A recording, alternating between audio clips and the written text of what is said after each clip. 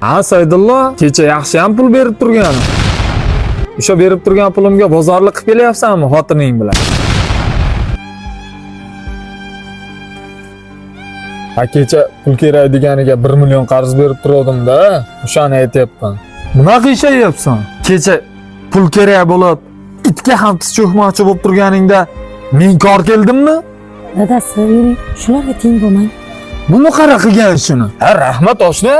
Ha, yaxshi ham berib turibsan. Ha, bugun ro'zg'orligimni qilib oldim desa, olamgil ustonada men xursand bo'lib qolardim. O'zi odamlarga yaxshilik qilib bo'lmay qolibdi oshna. Ha, shunday degan. Mana u senga. Tushunmadim. Nimasiga tushunmaysan? 1 million qarz berganmiding? Mana oshig'i bilan. Qolganiga ko'ylak lozim olib, xotining bilan turuklarga borgin, xo'p? Nimaga ko'karyapsan? Erkak kishi qilgan yaxshiligini minnat qilmaydi. Minnat qildimi, demak u ayol kishi. Ha, yana aytgancha. Menga telefon qo'yurmagina, xotinim rashshiroq. Sen bilan urushib yurmas.